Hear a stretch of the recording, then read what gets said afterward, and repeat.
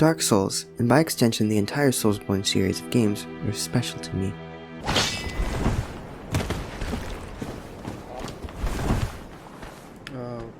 Despite me being a relatively new player to these games, I only started about a year and a half ago, they have quickly made their way into my top 10 favorite games of all time. And that's not for no reason. They simply embody everything I love about video games. Souls games allow me to be immersed in a dark yet intriguing fantasy world. I've always loved classic medieval fantasy stories about knights in shining armor slaying monsters and traveling the world, but to me, they've always been a bit too lighthearted and kid-friendly for my liking. Dark Souls lets me experience those stories firsthand, but in a much more mature and dark way. The world is dying, there are monsters everywhere and everyone is just trying to survive. I'm fascinated by these stories and worlds like these, and I don't know why, to be honest. I guess you could just say I like to watch the world burn. No, but seriously, I think it's because for me, there's beauty in destruction. I like looking at ruins and thinking, what was it like before? How did this end up like this? It's sort of like being nostalgic for something you didn't experience, or being nostalgic for someone else because they aren't here to be nostalgic for it anymore. Something like that. Oh, stubborn.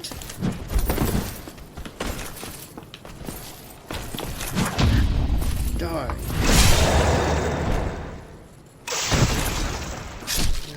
So the world sucks and needs saving. Does this story have a hero? Well, yes, but not exactly. You, the player, do end up being the hero and saving the day, but not in the typical way. This isn't a power fantasy, and the game really lets you know right away. Souls games are hard and don't hold your hand at all. Sure, they show you what the controls are through messages on the ground, but other than that, you are on your own to figure out how to get good at this game. And you know what? I love it.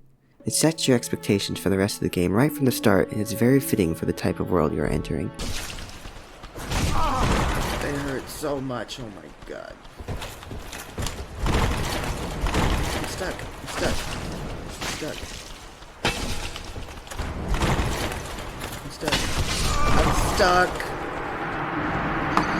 So this brings me to my experience with the series. Now, I'm a big fan of Lovecraftian horror, and upon learning that Bloodborne may be the single best Lovecraftian horror game ever made, I just knew I had to play it.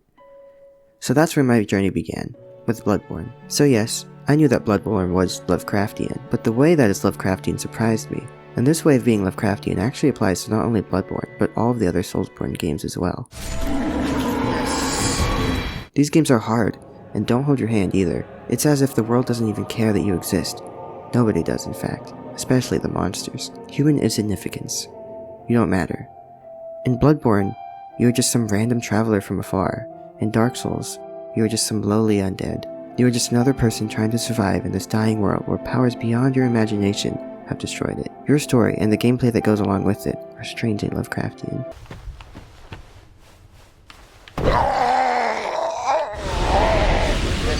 Really? Wait, that was not a phone. What? Okay, game. When I started playing Bloodborne, I got curb stomped from the get-go. I was terrible. It took me multiple hours before I even made it to the Cleric Beast, the first boss in the game. That also just so happens to be optional. Yet the boss only took me like 3 tries to beat. Considering how long it took me to get there, that was quite a relief, honestly. But then, I finally came across the second boss. The first mandatory boss. Father Gascoigne. He curb stomped me harder than I ever thought was possible. I was really caught off guard by how hard this guy was. Now I remember thinking this boss took me about 10 tries. But thinking back on it now, I think it took me a few days to beat. So it's gotta be more than just 10. Then again, I didn't just rush right back into it after dying, as it was still a bit difficult to even reach the boss and I had to grind for blood vials from time to time. But anyways, when I finally beat him, that sense of accomplishment was greater than anything. Beating a hard boss in these games is the best feeling in the world. Yes! That's hard. That was hard. Now, I could continue telling you how the rest of the game went, but if I did that, I'd be here all day and it becomes a bit more blurry after that. But I will say, Bloodborne continued to deliver as I progressed through the game. The insight mechanic with the amygdalas, and the absolute chaos that is Yahagul were standouts to me. My favorite boss ended up being Abritus, Daughter of the Cosmos. Not only was that fight quite fun, but also how you just find this ancient cosmic being just chilling underneath the church was quite cool, but also quite haunting. There's just something about higher beings that I find fascinating. I've since beat the game with all achievements. Yes, I even did the Chalice dungeons, but there's one boss though that I believe deserves to be mentioned, and that is the Orphan of Kos. Beating that boss might be the hardest thing I've ever accomplished in any video game I've ever played. I'm serious. It took me well over 30 tries across multiple days, even after I felt like I'd mastered the game. The only thing that comes close to this is my hardest demon I've completed in Geometry Dash, Hyperdrivers. Enough about Bloodborne. On to Dark Souls. I'll lump both Dark Souls 1 and 2 in here because I had a similar experience with both of them. I played both Dark Souls 1 and 2 pretty much back to back. I found the bosses to be quite a bit easier compared to the ones in Bloodborne, but the levels themselves were harder and took way longer, at least as far as I remember. The start of Dark Souls 2 actually made me really mad because I wasn't prepared for the game and I still wasn't used to it. The adaptability stat is honestly one of the worst things they've ever added to a Dark Souls game, and I'm so glad it never made a return because oh my gosh, that thing made me so irritated.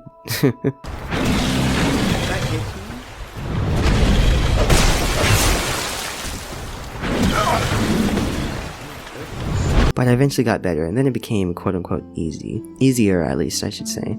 There were still some really annoying parts, but nothing compared to what I felt like at the very beginning of the game. Maybe I'm just better at that style of slower combat, or I'm just better overall because I played those games after I'd already completed Bloodborne. I kind of felt like it was too easy. Even the hardest bosses weren't anything compared to what I experienced in Bloodborne.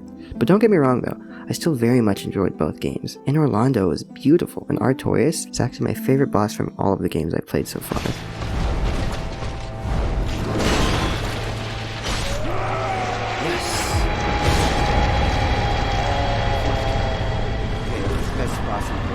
Best boss in the game, that was awesome. Fume Knight was pretty awesome too.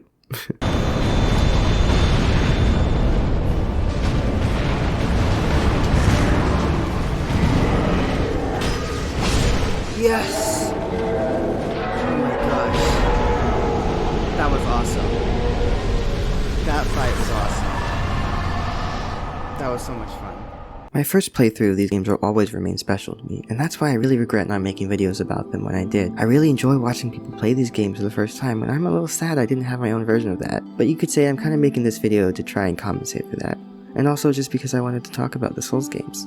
I love them. And that finally brings me to this. Stay tuned, as I will be starting my playthrough of Dark Souls 3 for the very first time, so not all is lost.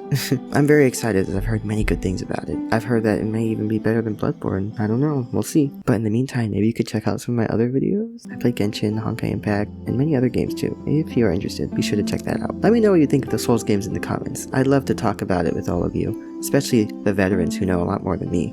I didn't grow up with these games, so maybe it's a bit of a different experience for all of you who did. Anyways, I hope you enjoyed, thanks for watching, and I'll see you soon.